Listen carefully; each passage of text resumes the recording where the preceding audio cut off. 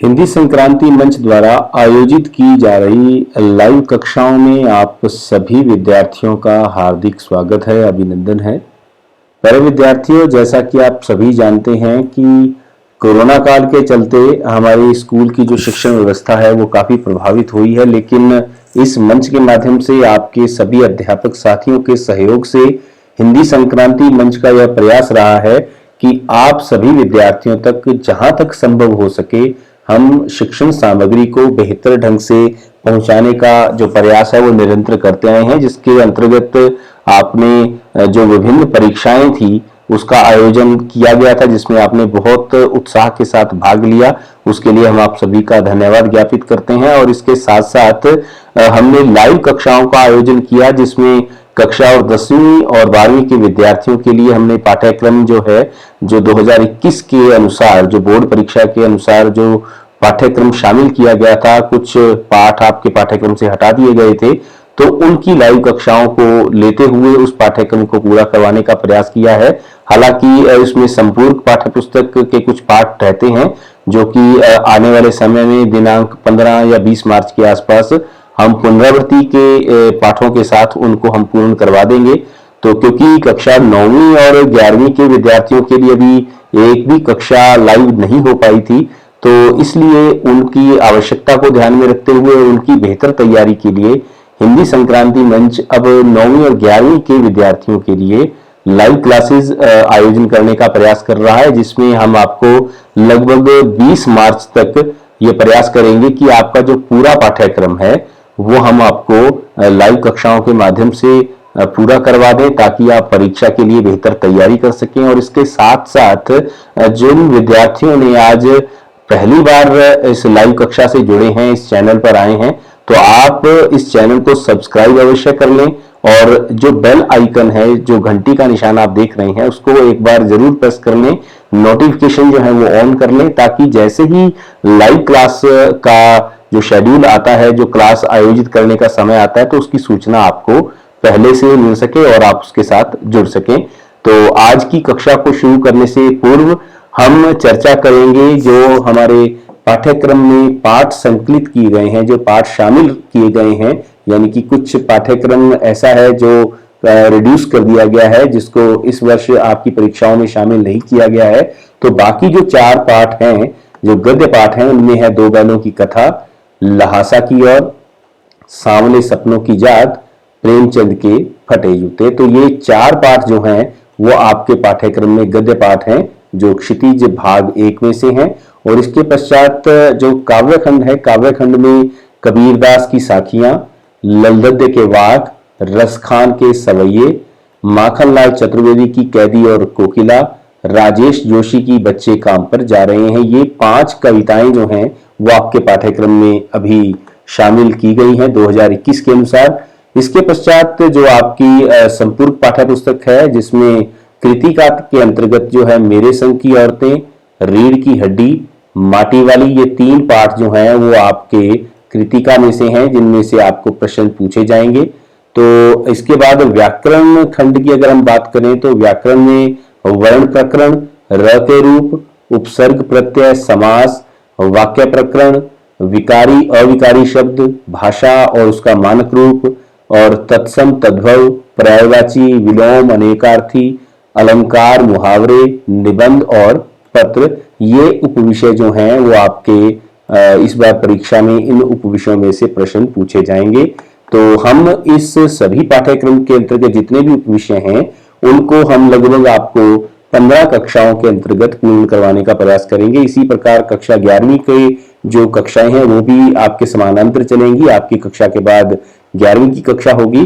तो जो विद्यार्थी अभी तक जिन्होंने इस चैनल को सब्सक्राइब नहीं किया है उसको अवश्य कर लें, ताकि आपको सूचना मिलती रहे और आप इसकी अच्छे से तैयारी कर सकें। तो चलिए बढ़ते हैं हम आज की कक्षा में हमारे पहले पाठ की ओर। हमारा पहला पाठ है जो कहानी है मुंशी प्रेमचंद जी द्वारा रचित 2 बैलों की कथा। इसके रचनाकार हैं मुंशी प्रेमचंद। प्यारे विद्यार्थियों, जो मुंशी प्रेमचंद हैं वो हिंदी साहित्य के सर्वश्रेष्ठ कहानीकारों में से हैं, सर्वश्रेष्ठ कथाकार हैं। और इस महान कथा शिल्पी का जो जन्म हुआ था वो हुआ था वाराणसी जिले के लमही नामक गांव में और जन्म तिथि थी 31 जुलाई 1880। इनका जो मूल नाम था वो धनपत राय था और इनके पिता का नाम मुंशी अजायब राय था।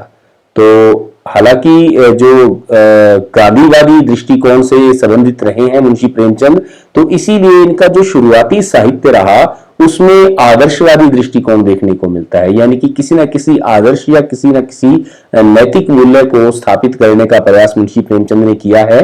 और लेकिन कालांतर में 1935-36 तक आते आते जो मुंशी प्रेमचंद की कहानियां थी या उनका जो साहित्य था, चाहे वो उपन्यास था चाहे वो कहानियां थी, वो यथार्थवादी हो गई हैं।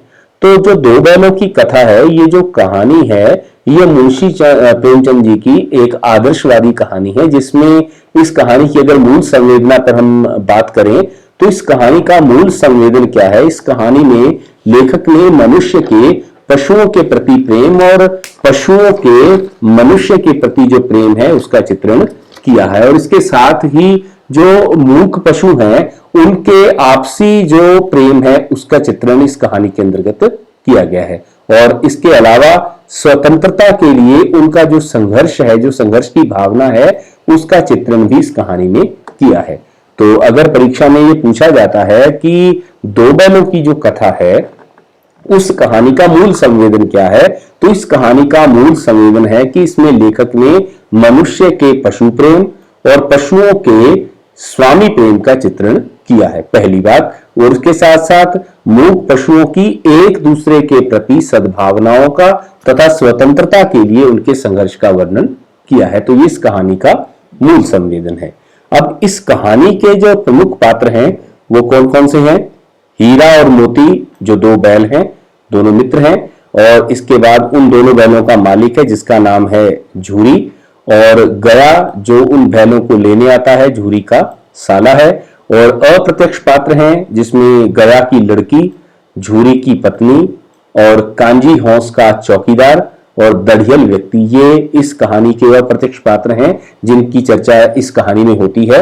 और इस कहानी में लेखक ने ये स्पष्ट करने का प्रयास किया है कि जो मूक पशु हैं उनके मन में भी अपने संवेदनाएं होती हैं और उन संवेदनाओं को जिस प्रकार का व्यवहार उन्हें मिलता है उसी व्यवहार की प्रतिक्रिया के रूप में लौटाने का प्रयास करते हैं। तो ये कहानी किस प्रकार से शुरू होती है उसका सारांश हम इस कक्षा में आपके सामने रख रहे हैं। आप इसको बड़े ध्यान से समझने का प्रयास कीजिएगा। लेखक का यह मानना है कि समाज में प्राय जानवरों में गधा सबसे अधिक बुद्धिहीन समझा जाता है, यानी कि सबसे अधिक मूर्ख समझा जाता है। इसलिए जब हम किसी व्यक्ति को बहुत अधिक बेवकूफ कहना चाहते हैं तो उसे गधा कहकर संबोधित कर देते हैं। गधे का चेहरा सदा उदास सा दिखाई देता है। गाय और कुत्ता भी अवसर पड़ने पर खतरनाक हो जाते हैं, लेकिन गधे को कभी भी किसी उग्र रूप में, यानी कि ये कह सकते हैं आक्रामक रूप में नहीं देखा होगा। गधे का यही सीधापन अफ्रीका में दुर्दशा झेल रहे भारतवासियों में भी है। ये उस समय की घटना के साथ जोड़ रहे हैं जब भारतवासियों के साथ अफ्रीका के अंदर दुर्व्यवहार हो रहा था। जब गांधी जी रेल में यात्रा कर रहे थे तो उनके साथ दुर्व्यवहार हुआ, जिसके कारण वो वहां से क्या आ जाते हैं, भारत में आ जाते हैं और यहाँ आकर वो अंग्रेजों के खिलाफ लड़ाई, जो असहयोग आंदोलन है उसकी शुरुआत करते हैं। तो स्वतंत्रता संग्राम की जो अहिंसात्मक तरीके से शुरुआत करते हैं वो महात्मा गांधी इसलिए करते हैं क्योंकि उनके साथ वहां पर दुर्व्यवहार होता है। तो बैल को लेखक ने गधे से कम बेवकूफ कहा है कि है तो बेवकूफ ये भी, लेकिन वो गधे से कम बेवकूफ है क्योंकि ये क्या करता है, कभी कभी अड़ियल बन जाता है और मारने भी लगता है। तो ये इसका परिचय जब इस कहानी की शुरुआत होती है तो मुंशी प्रेमचंद कुछ इस तरह से कहते हैं। तो कहानी कैसे शुरू होती है कि झूरी के पास दो बैल हैं, हीरा और मोती। दोनों बैल बहुत ही सुंदर और तंदुरुस्त थे। वे आपस में मूक भाषा में बातचीत करते रहते थे। मूक भाषा यानी कि जिसमें शब्दों का या भाषिक रूप नहीं होता, केवल इशारों के माध्यम से बात करते रहते थे। झूरी उनकी प्यार से देखभाल करता और इन बैलों को भी झूरी से बहुत प्रेम था। एक बार झूरी का साला उन दोनों बैलों को अपने गांव ले गया। वे उसके साथ नहीं जाना चाहते थे क्योंकि उनका अपने मालिक झूरी के साथ बहुत प्रेम था, लेकिन वो रिश्तेदारी का मामला था तो उसको भेजना पड़ा। तो लेकिन उसके साथ नहीं जाना चाहते थे, इसलिए रास्ते में ही इधर उधर भागने की कोशिश भी की, परंतु झूरी का गया नाम का साला उन्हें किसी प्रकार से हाँक कर अपने घर तक ले आया। उन्हें बांध कर रखा और सूखा चारा खाने को दिया, क्योंकि वह नाराज हो गया था। रास्ते में हीरा और मोती ने उसे बहुत परेशान किया था। रात को दोनों रस्सी तोड़कर भागने की कोशिश में कामयाब हो जाते हैं और सुबह मालिक के अपने झूरी के घर पे खड़े मिलते हैं। झूरी ने जब उन्हें सुबह अपने स्थान पर खड़े देखा तो उन्हें गले लगा लिया। आसपास के अन्य लोग भी वहां इकट्ठे हो गए और तालियां बजा बजा कर उन बैलों का स्वागत करने लगे। लेकिन ये बात झूरी की जो पत्नी थी उसे पसंद नहीं आई, उसे अच्छा नहीं लगा और उसने अपने घर का जो मजदूर था, यानी कि जो उन बैलों की देखभाल करता था, उसको कह दिया कि आगे से हीरा और मोती को केवल सूखा भूसा ही खाने को देना है, उन्हें खली नहीं देनी है। झूरी ने कहा कि भूसे में थोड़ी सी खली डाल दिया करो, तो मजदूर ने कहा कि मालकिन नाराज हो जाएगी, उसकी आज्ञा सुना दी कि मैं ऐसा नहीं कर सकता। अगले दिन फिर झूरी का साला हीरा और मोती को ले गया।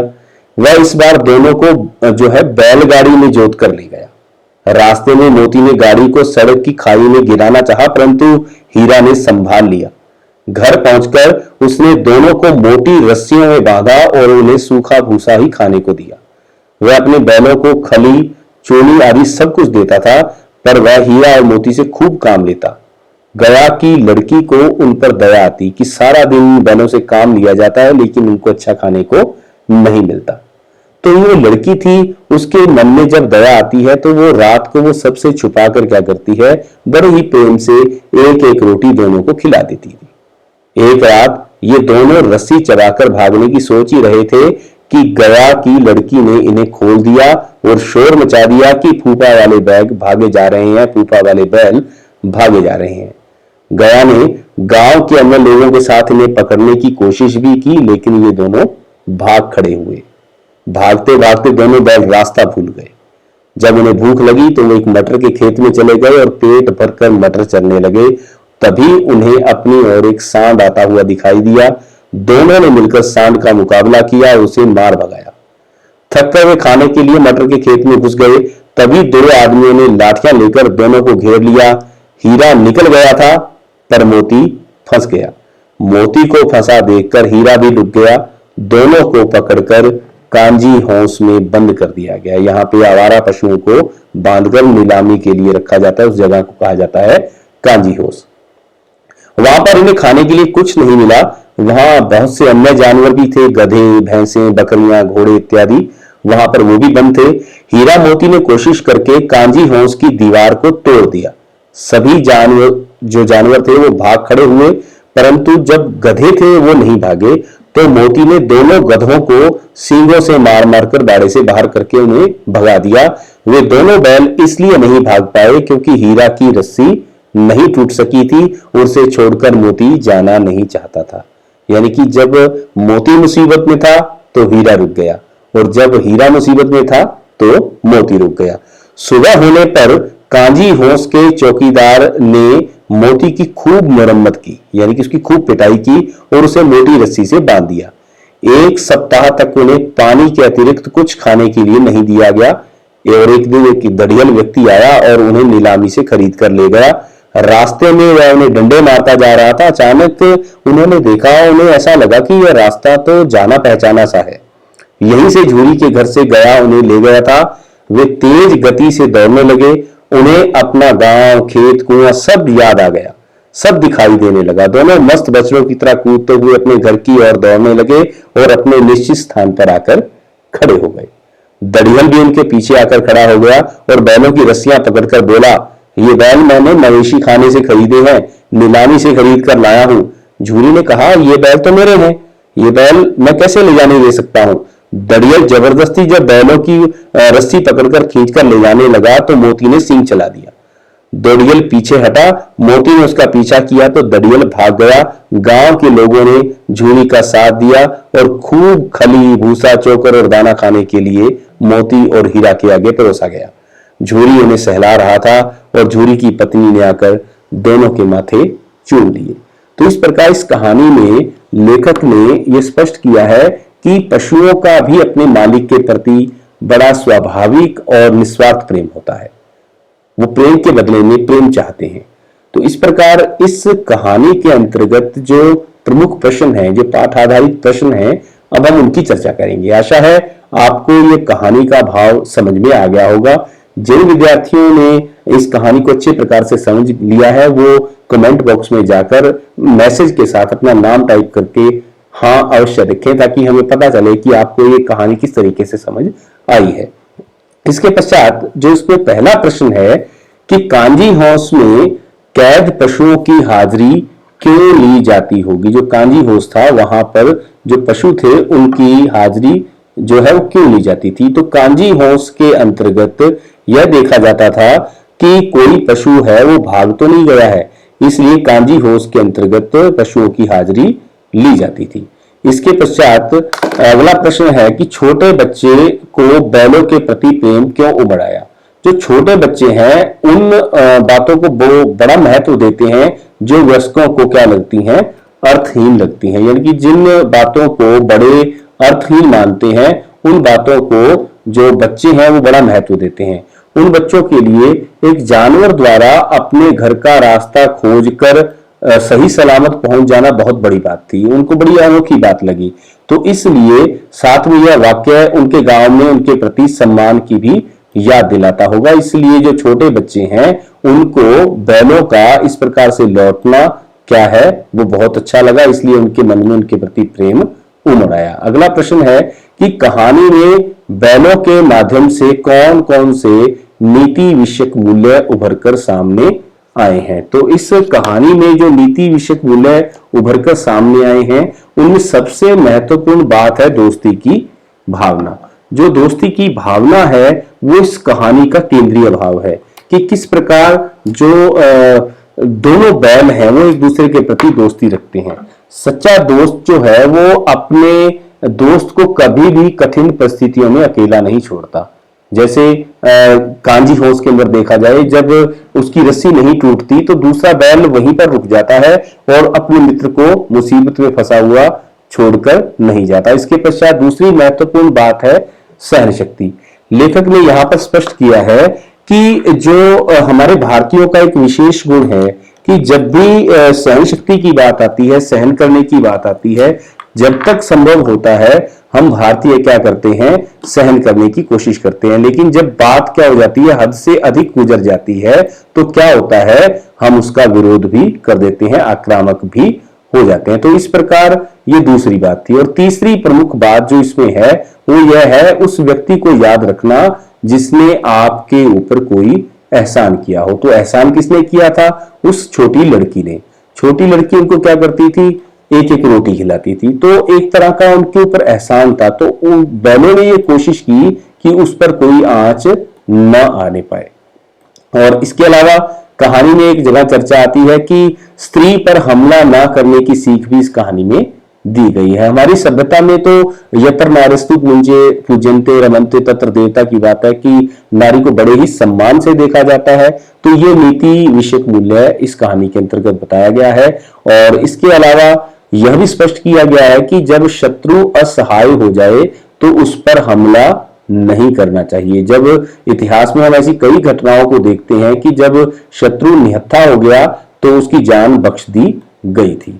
आखिरी सीख यह है कि अगर दूसरों की जान बचाने में आपकी जान भी चली जाए, काजी हाउस के जानवरों को स्वतंत्रता दिलाने में हीरा और मोती क्या करते हैं, दीवार को तोड़ देते हैं और उनको धक्के से वहां से निकालते हैं। जो गधे जैसे जानवर वहां से खिसकना नहीं चाहते ताकि उनको स्वतंत्रता मिले, लेकिन खुद क्योंकि रस्सी नहीं काट पाता मोती, तो वहां पर उसकी सुरक्षा के लिए खुद अपनी जान को दांव पर लगाकर उनकी स्वतंत्रता के लिए प्रयास करते हैं। तो दूसरों की जान बचाने में अगर आपकी जान भी चली जाए तो दूसरों की जान बचानी चाहिए। इसके पश्चात प्रश्न संख्या 4 जो है इसके अंतर्गत है, प्रस्तुत कहानी में प्रेमचंद ने गधे के किन स्वभावगत विशेषताओं के आधार पर उसके प्रति रूढ़ अर्थ यानी कि जो एक फिक्स एक थिंकिंग बन चुकी है, एक विचार बन चुका है कि गधा मूर्ख होता है, उसका प्रयोग ना करके किस नए अर्थ की ओर संकेत किया है।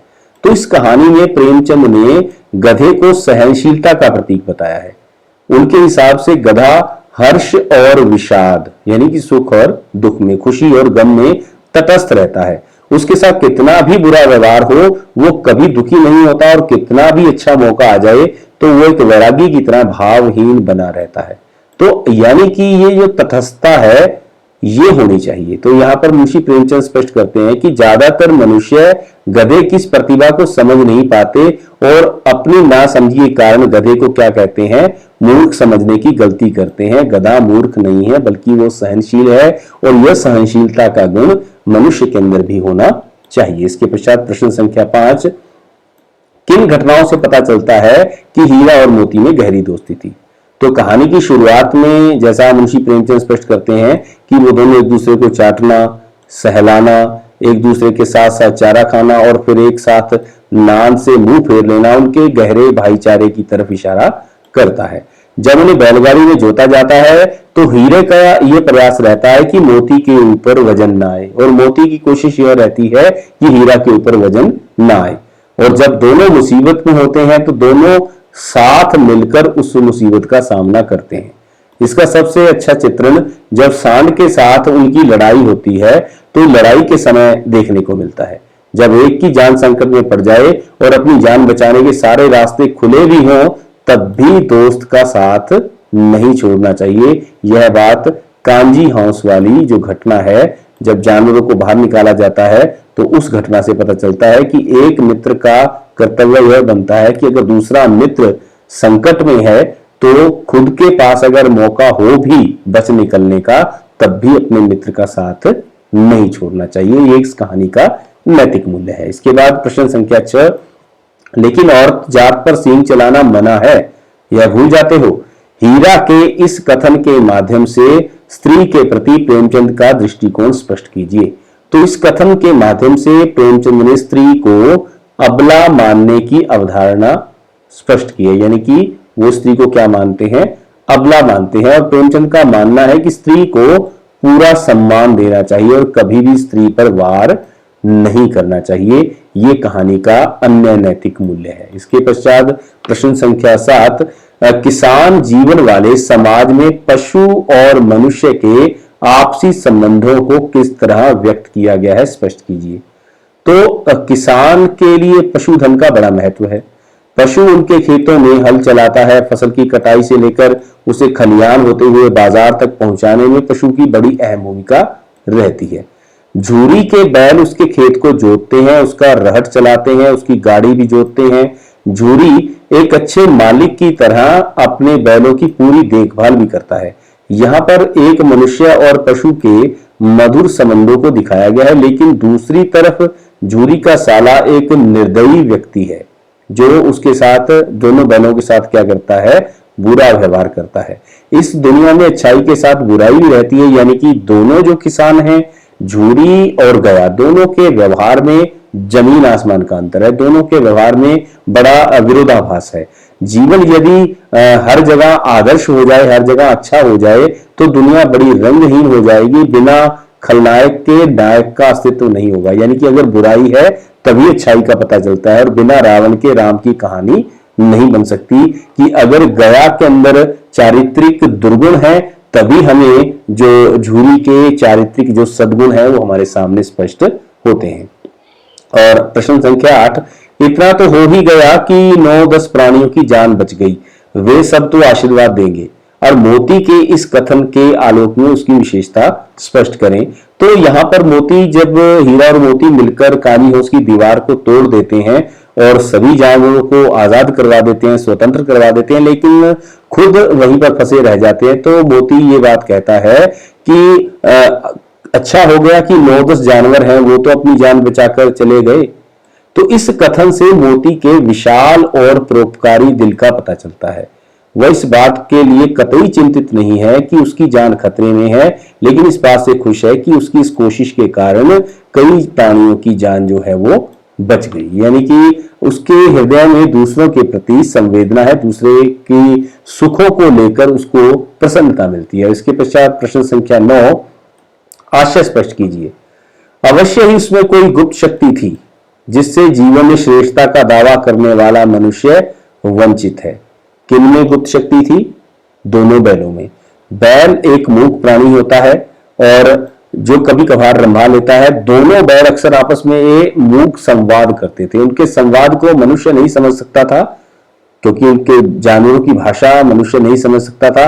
लेखक इस बात पर कटाक्ष कर रहा है कि मनुष्य अपने आप को सबसे अधिक बुद्धिमान प्राणी समझता है। वो समझता है कि मुझसे ज्यादा बुद्धिमान कोई है ही नहीं, फिर भी उसे मूक पशुओं की भाषा या भावना समझ में नहीं आती। लेखक को लगता है कि मनुष्य का सबसे अधिक बुद्धिमान होने का दावा खोखला है।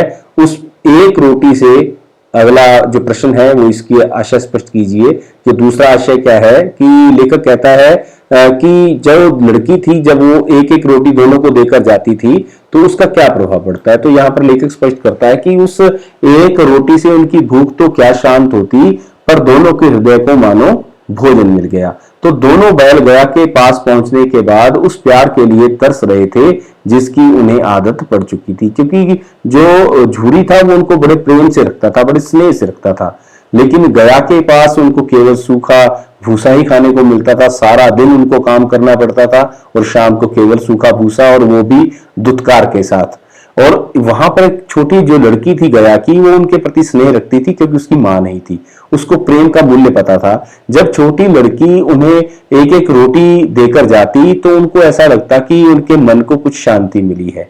एक रोटी किसी भी बैल की भूख शांत करने के लिए काफी नहीं है, लेकिन उस रोटी में लड़की का अपार प्रेम मिला हुआ था, जिससे हीरा मोती का मन अंदर तक तृप्त हो गया। तो इस प्रकार यहाँ पे लेखक स्पष्ट करता है कि जो प्रेम है वो किस प्रकार से मन को सांत्वना, मन को सुख और मन को खुशी प्रदान करता है। इसके पश्चात अगला प्रश्न है कि गया ने हीरा मोती को दोनों बार सूखा भूसा खाने के लिए दिया, क्योंकि क्या कारण रहा होगा। पहला कारण है कि गया पराये बैलों पर अधिक नहीं खर्च करना चाहता था, या गरीबी के कारण खली आदि खरीदना उसके बस की बात नहीं थी, या वह हीरा मोती के व्यवहार से बहुत दुखी था, या उसे खली आदि सामग्री की जानकारी नहीं थी। बताइए आप कमेंट बॉक्स में लिखकर बताइए कि आपको इनमें से कौन सा उत्तर लग रहा है कि गया ने हीरा मोती को दोनों बार सूखा भूसा खाने के लिए क्यों दिया। नहीं तो मैं आपको 5 सेकंड के बाद इसका उत्तर दूंगा।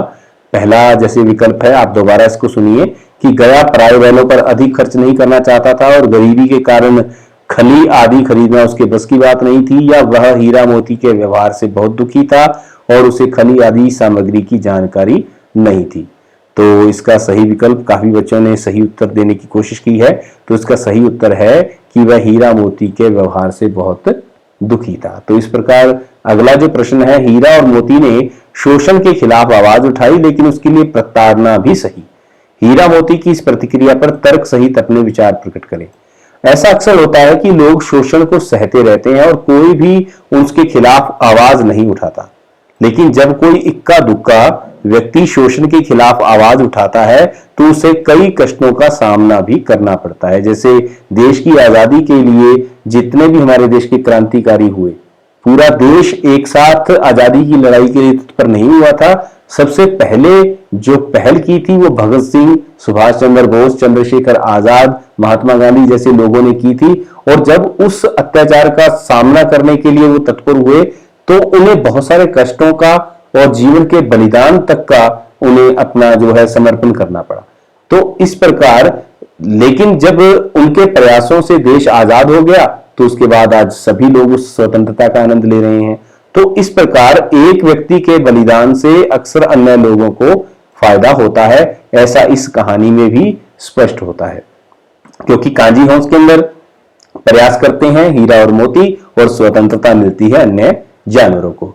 और उसके बाद अंतिम प्रश्न जो है, क्या आपको लगता है कि यह कहानी आजादी की लड़ाई की ओर भी संकेत करती है? तो प्रत्यक्ष रूप से ये कहानी आजादी की लड़ाई की ओर संकेत नहीं करती, लेकिन यदि बैलों को हम रूपक मान लें, रूपक का मतलब अगर उनको हम रखकर सोचें, क्रांतिकारियों की जगह रखकर सोचें, तो उनकी लड़ाई आजादी की लड़ाई की तरफ संकेत करती है। जिस तरह अधिक अत्याचार से त्रस्त होकर हीरा और मोती बगावत का बिगुल बजाते हैं, उसी तरह भारत के लोगों ने भी आजादी की लड़ाई की शुरुआत की थी। तो इस प्रकार इस पाठ के जो कहानी का जो सारांश था, कहानी के जो मुख्य पात्र थे और जो प्रमुख प्रश्न थे उसकी चर्चा हमने इस लाइव क्लास के अंतर्गत की है। आशा है आपने इसका पूरा लाभ उठाया होगा। तो इसी प्रकार आप निरंतर हमारे चैनल के साथ जुड़े रहिए। कल हम अगले पाठ के साथ इसी समय पर उपस्थित होंगे और तब तक आप इस पाठ की जो है पुनरावृत्ति कर लें, दोहराई कर लें, अच्छे प्रकार से समझ लें। इसके जो महत्वपूर्ण प्रश्न हैं उनको समझते हुए अगर आपको उनमें से कोई दिक्कत है, किसी प्रकार की कोई दुविधा है, तो आप अपने विषय अध्यापक से बात करके उसका निवारण कर लें ताकि आप परीक्षा के लिए बेहतर तैयारी कर सकें। आज के लिए इतना ही। बहुत बहुत धन्यवाद।